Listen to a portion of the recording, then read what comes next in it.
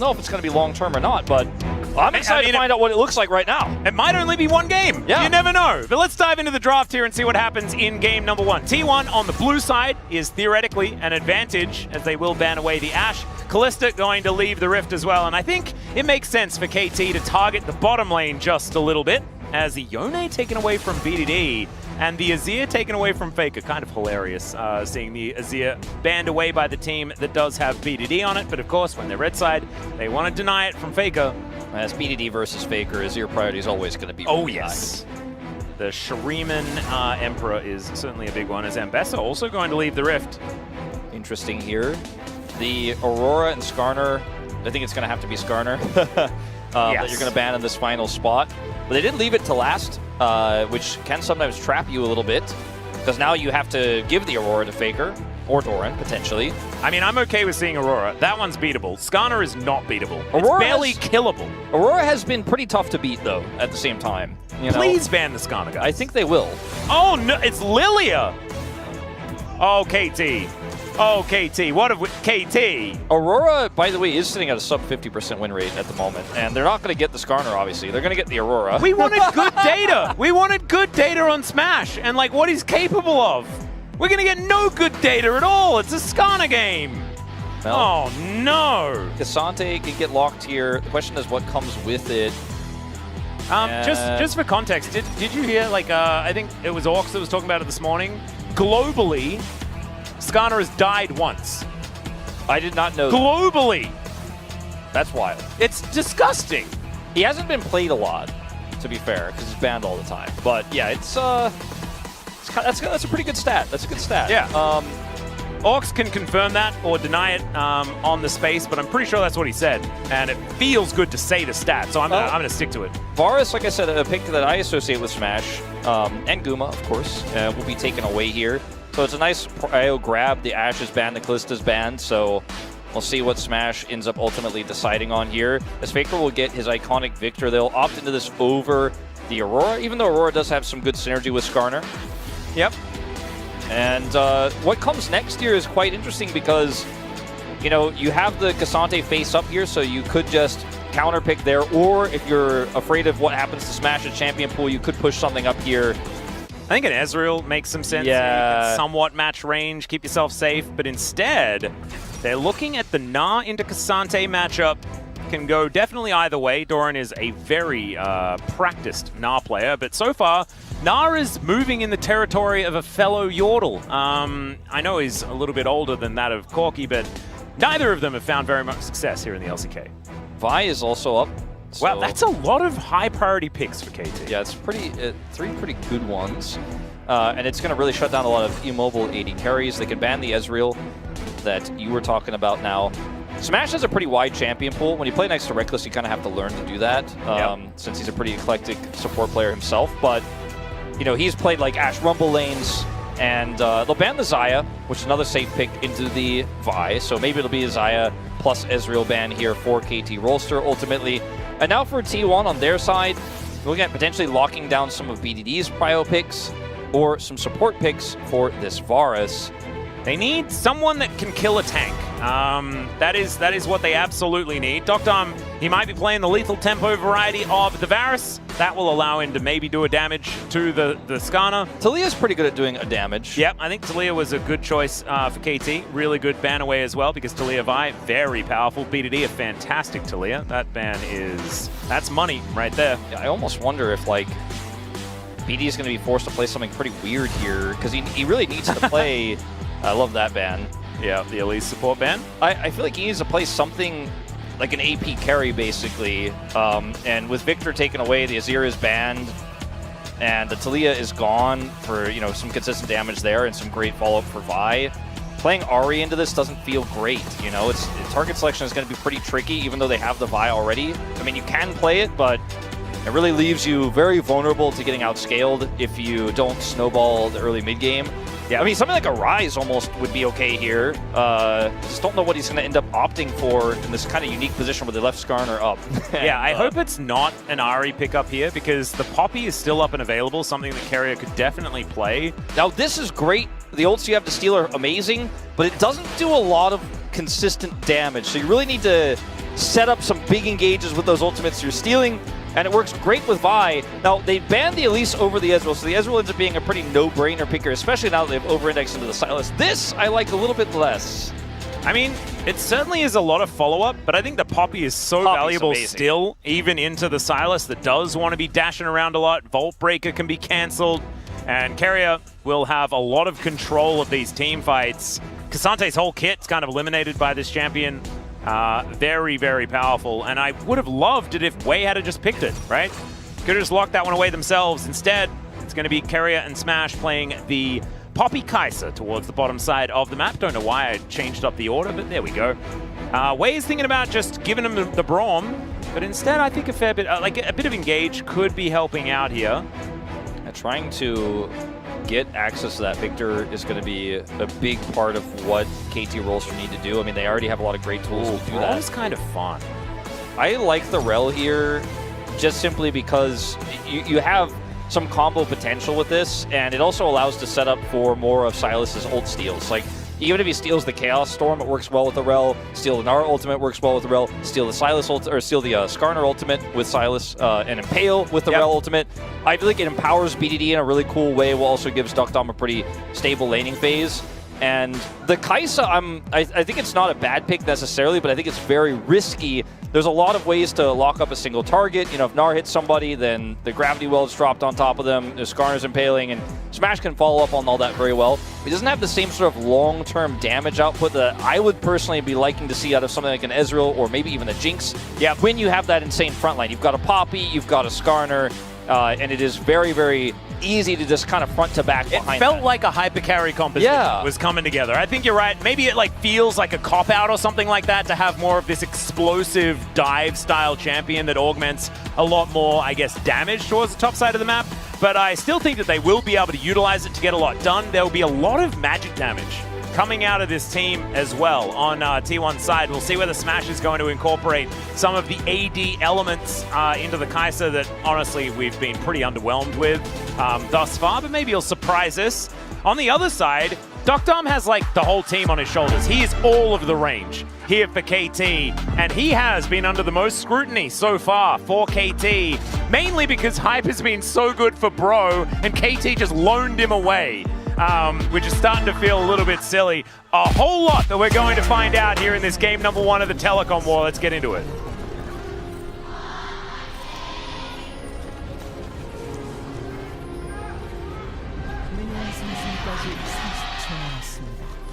Oh man, fans very loud here in Lowell Park. It is a full house, as you would expect, for the Telecom War. And let's see who's going to be able to draw first blood, not only in the game, but also as far as this match is concerned. Getting this first game win, especially for KT, right? They have the red side, and so winning here in Game 1 would be a big statement. Yeah.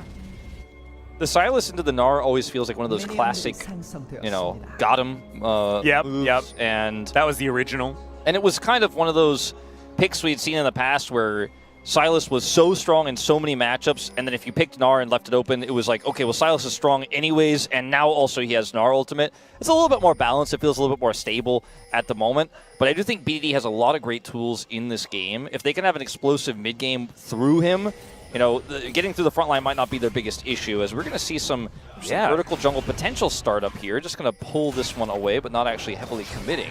And Doran teleported to the bottom lane as well, which is kind of crazy. It was up towards the top side just to spot out whether there was going to be a lane swap, as BDD somehow threaded the needle on that chain. Faker is going to say, I have a ranged auto attack, so you're going to be in trouble. Wei taking a fair bit of damage here, as Keria getting so much value from that Q. T1 will match. Yeah, Rel on a winning streak. Yeah, massive one. 6 wins in a row. Pretty impressive. Yeah, and a lot of these without, I mean, actually most of them without misfortune. That was kind of the old combo after Rel stopped being a jungler and was more of a niche support. Looking really good right now. Grasp, by the way, for Faker and Doran as we are at the gauge. Oh, Crashdown does come in, but that is a heroic charge and a first blood for Smash. Wei, not sure about that one. Maybe he should have listened to casting. As that is not going very well, and already Smash off to a pretty good start. Grabs himself a feat of strength prior to 3 minutes. Yeah, that was less than ideal. That is a Poppy on the other side. And, you know, not sure what else to say about it.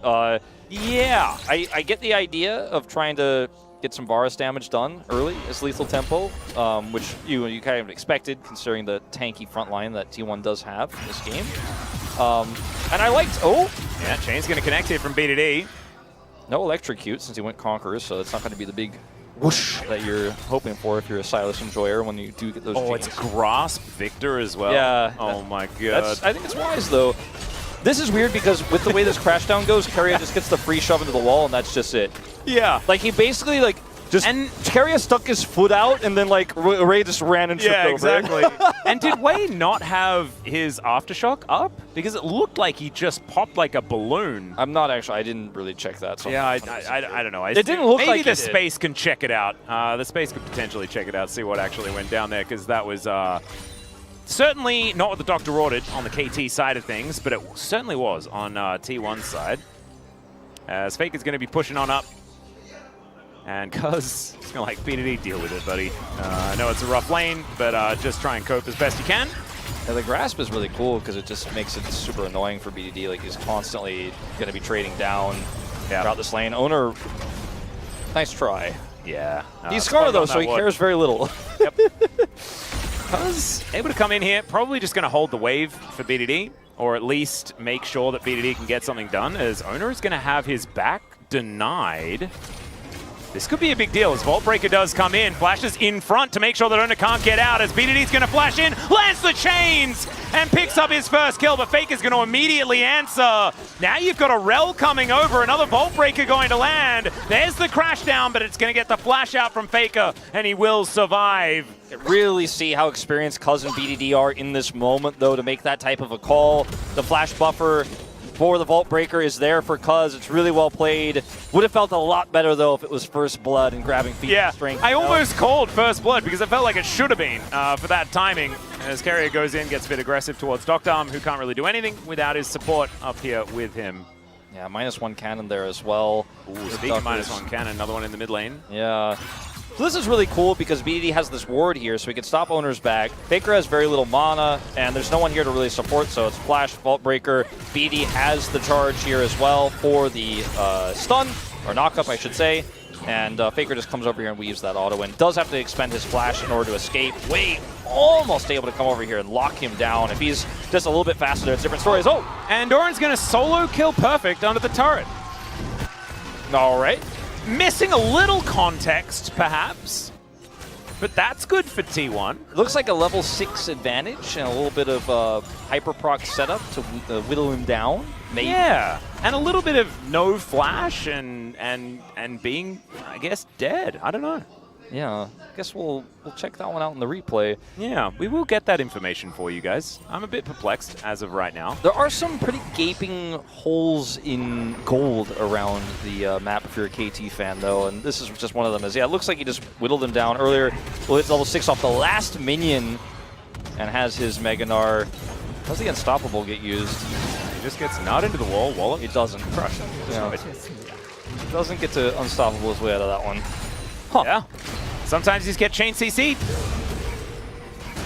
And, yeah. All right, Cuz going to be looking for the first dragon. Perfect will be able to grab one of these grubs as well. So that is going to deny a feat of strength, but that dragon is not going to be committed to here by KT. Man, this game is kind of weird, Wolf. Yeah, it's not great for KT in any regard, unfortunately. No, none of it is positive for KT. No, yeah, it's kind of losing everywhere. The Except lane swap, kind of the jungle, but not really because it's Skarner. The lane swap, answer in the top lane was kind of thrown to the wind by Wei, unfortunately just tripping over First Blood there and giving it to T1, giving it to a Kai'Sa. Faker picking up a kill for free, had to use his flash for it, but trades that. It's not First Blood for KT, so don't get anything out of it. And then a solo kill for Doran as the counter pick Gnar for that R1 Cassante. Everything's coming up T1's way, and it may come up even more. KT can't be playing too aggressively here as Dr. isn't going to find the ulti. There's another heroic charge, and Wei, I mean, he did have the Aftershock this time, but it wore off, and then he died. And so, unfortunately, the Rel is dead for a second time here this game. Dr. has thankfully been able to hold on and farm up after he loses his support, but this is continuing to be a bit of a tale of war. Yeah, I mean, it's kind of they kind of have Skarner, and then they have Poppy, who can also follow up on Skarner pushing people into the wall. They like to push KT into a wall. That's kind of what's happening. Yeah, Perfect is still fighting Doran here. The Nabar is in a pretty good spot, and so Perfect does need to be a little bit careful. Still moving up though. This time does have his all-out available. Might actually have that a W. Be able to mitigate Doran here a little bit, as Oner is going to make his way back, continue clearing his top side camps. You know, you mentioned it earlier that with the Skarner going over, and also now with this early game, it feels like you're kind of not getting that data you were looking for on Smash. We're getting a bit of it though, because he's 2-0 already. He played the early game quite well. Well, I mean, Keria stunned somebody into a wall, and then Skarner stunned somebody into a wall, then Keria stunned somebody into a wall, and he killed him. Yeah. Like right now, Guma's watching this replay like, man, I could do that. I mean, come on. I think Doc Dom's watching the game saying, man, I could do that, as he doesn't quite do that, unfortunately. Missing the ulti, of course, it was blind. Smash is amazing, though. He followed up quite well. On this He did. He hit them with buttons. Look, this is the power of Skarner on display. Faker scaling up, 20 CS up on a Silas, on a very damage scaling Victor that's going to be quite difficult to deal with later on. Doran has already showcased his Gnar bar management across his career, but also in this first game is pretty good. So that's a pretty big boon for team fights when you can pair that with the Impale and stuff like that.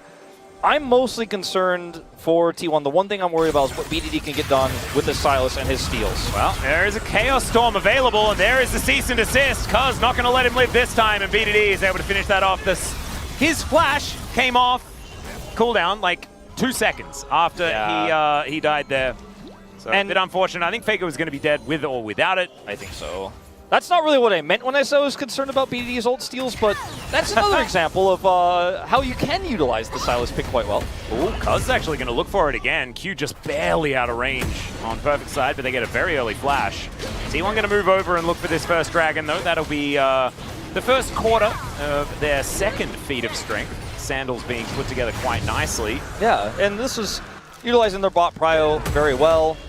Cuz went topside but didn't have flash or ult, so not really a play to be made there. The Grubs hadn't spawned yet or anything like that, so it was really nice for T1 to index into their bottom side prio, grab that dragon, and now they can go over to Grubs. What happened here before was really good wave management here by BDD, pulling Faker into an uncomfortable position, gets him in stun range here, and then it's a flash follow-up here by Cuz to get the ult. BDD gets the kill. Pretty self-explanatory there. Really nice usage of the wave by BDD to set that up.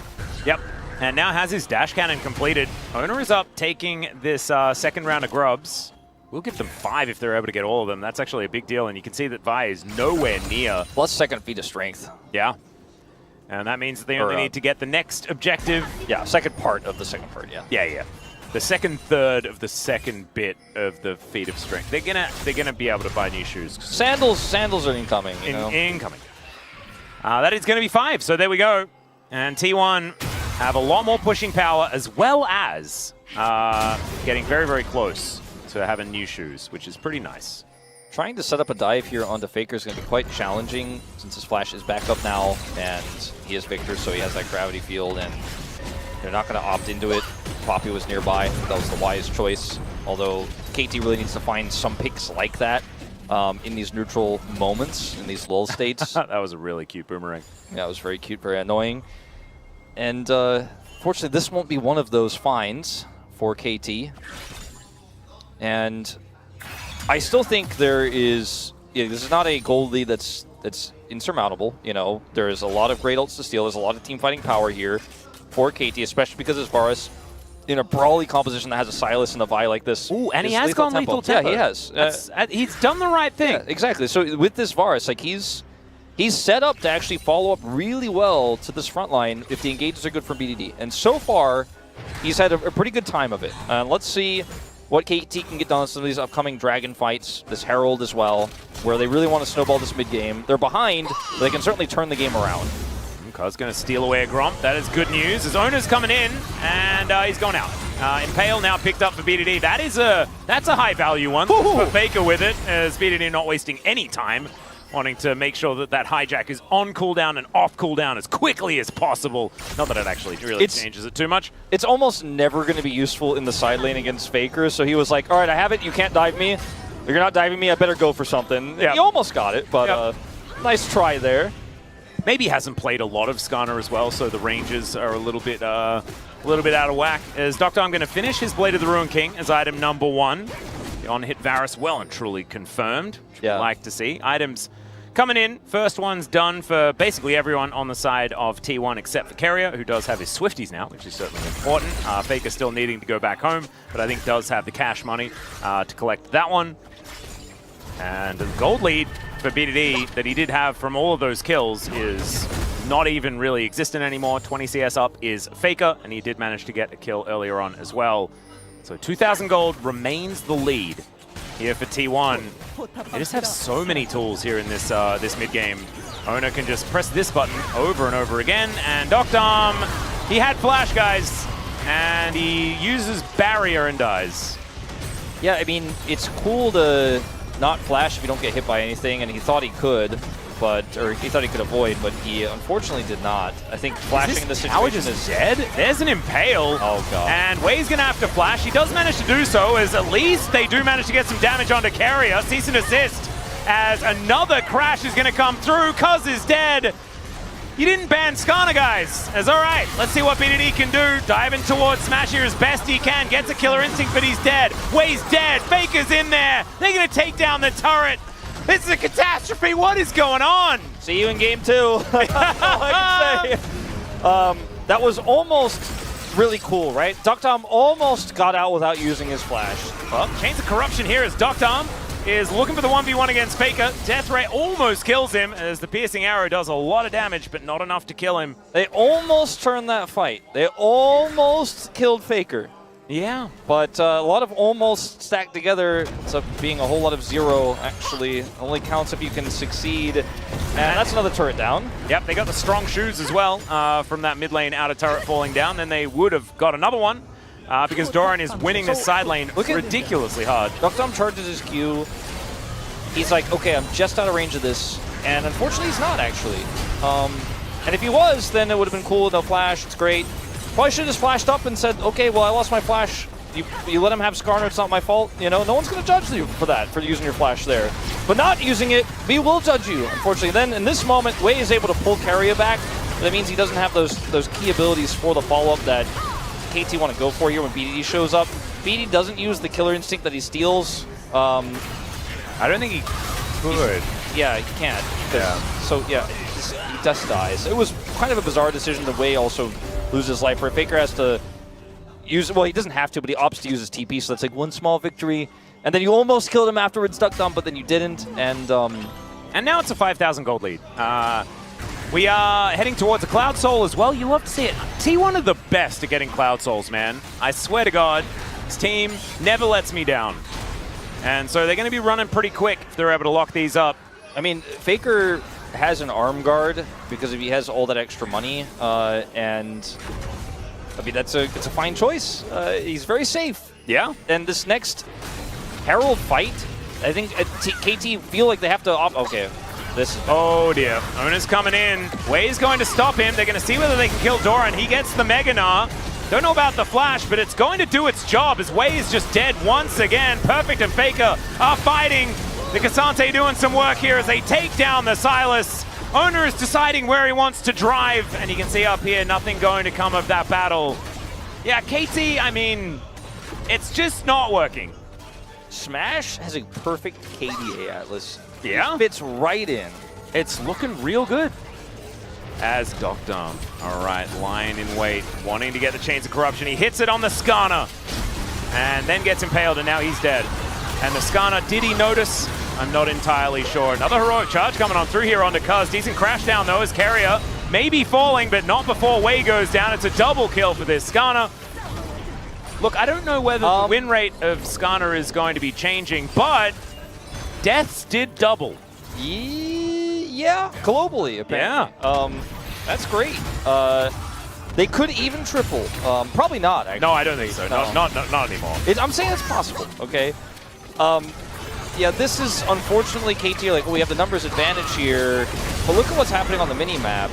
Wei is just trying to buy time because they know this is a lost fight, it's a lost cause, and Smash shows up, he's able to hit his Void Seeker, and then Duckdom hiding, like, you know in the movies where there's somebody next to you who goes, shh, when you're supposed to hide when like the soldiers are looking for you or something? He didn't have that, so I guess he just decided to make sounds and appear out of the brush, and so he died, like, because he also wanted to hit Doran with that ulti, and unfortunately the hop came in. Yeah, I mean, he was going to die no matter time. what. It doesn't matter, but, I mean, maybe he could have just gotten out faster instead of waiting, and I don't know, Atlas. I mean, I think if he was just quiet and stood there, maybe it would have been okay, but it was not. Yeah, if you come at the king, you best not miss. I don't. Yeah, something like that. There's one of those lines. At this point, like the game is such a foregone conclusion that like KT have to try crazy things to come back, and well, they have been. They just haven't been working. The best thing about this is what we used to have in the LCK was the issue of like they forgot to ban this thing and then they continue not banning it throughout the series. At least this time, it is banned throughout the series. And we're not going to have to worry about the Skarner problem again. That's true. But I am kind of worrying about it right now. Oh, yeah. No, but I mean, you mentioned the foregone conclusion situation here, and I'm starting to believe you. Let's see. Maybe KT can surprise us. They definitely surprised Smash right there. Chains of Corruption connect, and Doctom going to be able to grab the kill. That is a shutdown, and that is a fair bit of money going into the right hands here. First death ever on the LCK stage. Oh my goodness. He has a definable KDA to start us off. It's great to see. Speaking of great to see, actually looking for an opportunity towards his bottom side as All Out going to be used. Doran actually still getting a lot of work done as the Vault Breaker is avoided. Faker teleports in. Perfect in a little bit of trouble. Chains connect though from BDD. They do take down the Gnar, and now T1 with a few on the floor. This is the best way to beat Skarner. It's fight them when the Skarner isn't there. That's true. Now they're only 6,000 gold down. I was trying to add some hype to it. All right, so like, why Vi is such a sought-after, incredibly high-prio champion is showcased here once again. We saw it with Sponge in that loss in Game 2 earlier today as well. It gives you so many opportunities to actually get picks when you're super far behind because she has really long engage range, really easy setup CC for your team. Similar story here, even without the ultimate, to help lock down Doran, win this fight. T1, eyes a little bit big for their stomach on this one, hoping they can turn things to that Victor damage. They're unable to do so. And so this ends up being a big win for KT that I didn't think that we were ever going to see them get. There's that goal, the goal graph moving back down. It's a drop in the bucket, but it's still a drop. I mean, it looks a little bit like a roller coaster, so maybe KT are kind of okay with it, because at that point, generally the roller coaster does go back down again, unless it hasn't reached its zenith just yet, which could be the other situation. Doran back towards the top side, his natural habitat, as Voracious Otacon once again. Voracious Otacon really does not hit the skill shots this season, though. Really? Look at this. Oh, I mean, finally hit carry with one of them, but then he didn't even get his eye in? That was weird. Let's just say he's not getting player of the match. No, I don't think so. Right now, I'm kind of leaning towards Oner. You know, if I had to be honest with you, Atlas. I'm probably leaning towards Smash because he got first blood. And he couldn't do anything about the only time that he died. Yeah, no, I mean, he just got jumped on, you know? Yeah, just got vied. Anyone can get vied. It could happen to you right now. Exactly. Don't look behind you. Just focus on the cast. I know, like anyone here in Lolpark could just cease and desist me at any point. Especially G-Sun. I'm always actually wary of it. I'm always on edge. I'm glad that we've now vocalized it. It might help me deal. As G-Sun did just tell me that I'm good, at least for this game. I mean, it's fearless, so you won't have to worry about it after this. All right, T1 going to utilize the Rift Herald to try and take down this inner turret. And by try to take down, the Rift Herald is going to try and get some value because it was almost dead before Shelly's charge even came through. Keria actually going to save Shelly's life, at least for a moment. We've come so far in terms of our Herald driving here at the LCK. I know, it's so much better. Let's see, what's the next objective to fight for here for KT, where maybe BD gets it done. 4 minutes until the Cloud Soul for T1 if they secure it. Yeah. Otacon is up, but I think T1 have their eyes on Baron potentially, you know, being the thing they go for before that Dragon spawns, because it is T1 and they are kind of 6,000 gold ahead you know, give or take. So I think they're going to be pretty happy to do Baron on spawn, because they do Baron on spawn sometimes when they're behind on gold. They also used to do Baron when it spawned at 20 minutes. 25 minutes seems almost too easy. Yeah, it's like not even. They're like, what? They're trying to change the code in the game to get it to come out faster. I look at Cuz has Flash, right? If you can hold on to that before Baron, I mean, maybe a miracle could happen. I'm thinking it's like about a 0.7% chance that KT wins a decisive team fight and gets themselves back in the game to get Baron and Otacon somehow. I mean, any sort of insane fight for Otacon when you can then follow up with the Baron afterwards, like that's always a thing that you can possibly do. But there's teleport on Doran. Okay, has just hit Meganar now. Yeah, Meganar's down, but I don't think there's really a window where they can capitalize on that, especially because Cuz just back to buy his cleaver. KT are really not interested in starting anything themselves. No. They are making sure that they have vision in the areas that they need it. Continuing to party push might be the best way for KT to get kills in this game, and kind of trying to surprise side laners, right? Play around this buy. But it isn't going to be a long-term success story if that continues to happen. They will eventually need to win a decisive team fight. The only fight they won decisively was when, you know, Doran overextended and T1 opted in to try to save him. Like, they're not even here for Otacon. Yeah. They are trying to slowly come towards it, but look at the lack of vision. They just can't get there. It's just... I mean, BDD does have a Scryer, so he could potentially get some vision over there, but Keria is just playing Bouncer really hard to get them into this area. And Otacon, no long for the world. They do manage to scry it, but is it too late? And I think the answer is yes, because if you commit to this and it doesn't work out, it's a disaster, as the Keeper's Verdict is going to be stolen here by BDD. And that's all they really managed to do. But now the teleport is coming in. Faker, that is a flank angle if ever I've seen one. The all-out means he goes even further. Cuz going to join in, but he goes golden. He breaks the arm guard, and he will be sent back home. Of course, not really punished all that much. Wei is likely to die here, as Oner is going to crash him into the wall. And yeah, he'll crash down, but he is certainly still out. And KT, they lose one. Could have been worse, perhaps. But it's still looking like T1 are moving up to the right. I mean, Faker lost his wings, but that's okay, because he just doesn't really care. He's just going to come back and... Gods don't need wings to fly, Wolf. Oh, exactly. This has been proven. Nor do they need arm guards. The JRPG Bible, it already explained it. Anime also agrees with JRPGs on this sort of sentiment, but... It's really nice when they agree. Leandri's picked up for Faker, just barely had enough money to buy that before heading over to this Baron. That damage plus his torch will be very nice at rushing this one down. Now, Cuz still has Flash. He didn't use it, like I said. I mean, maybe there's a miracle angle here. BDD has hijack back. Where's Doran's position? He's got the Gnar. Yeah. Maybe. Oh dear. Maybe. Interruption is going to stop Oner for now. They're focusing the Skarner and actually doing a fair bit of damage here as Doctor. We're going to try and still get these autos in. Keria dives forward, playing pretty good defense, but so is Perfect. Able to knock him back. KT surviving for what feels like such a long time, and Cease and Desist is still up and available. Smash. Is he going to do it? That Killer Instinct, he dives into the backline, the Magnus Storm, the immediate reaction, and BDD smashes him into the wall. It is still Otacon buff that's available, so T1 can pretty happily do this, as Keria managing to survive for way too long. They take the 100 gold from him, but they lose their Varus and their Vi. BDD, the Chain Lash comes in, he dodges the boulder, and the chains are not quite long enough. Oh, T1 can now move back towards the Baron and get to work on it. It felt like a hype situation from yesterday, but it wasn't, because Smash had Otacon buff, so now he's back. He's here to help assist with this Baron, and Cuz is dead. That is going to be a guarantee on that one. They've got a Cloud Soul if they'd like it to immediately follow up, and it will be a 10,000 gold lead. You know how we've had these kind of graphics come up sometimes to talk about, like, oh, it's one of the first time we've seen this champion. Well, sometimes the LCK gives some information that the people might not be aware, or like, oh, Unending Despair is disabled right now because there's something going on with it. There should probably be like something that comes up after during the replay. It's like, oh, by the way, they do have Skarner, so like, textualize this. Because like, KT played that fight really well.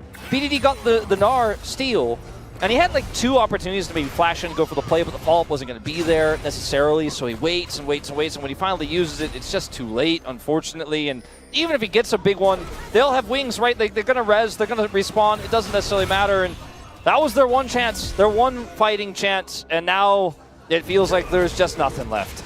Yep. And now they're even not able to sweep this ward in the tri-brush, which is giving T1 all the information that they will ever need. And Keeper's Verdict going to miss this time around, as Cuz will find Faker in the backline, but then he will be found by Oner as well. So Cuz is very dead. That's going to be the first one to go down, as Doctom's trying to get some autos in, but he's just dead. Not a lot of opportunity to do anything. The flash doesn't quite work. He wanted to get over that wall, and Perfect is going to acquiesce to his request. And then that might just be all the positive news here for KT, as Perfect will be knocked down. And T1, with most of KT now on the floor, they should be able to walk up and finish this one off. Already the teleport's coming in. Faker, he is done with this game. He really is. And I think you and I have been for about 15 minutes. Wait, sorry, 28 minutes and 17 seconds, Wolf, that's about it. Wait, when was Skarner locked in? Probably about 30 minutes ago? Yeah, 30 minutes ago, something like that. Yeah, this champion is very, very strong, but T1 also playing exceptionally well. KT not quite able to make this composition work. They will throw some buttons down now, but their Nexus will not be saved. And T1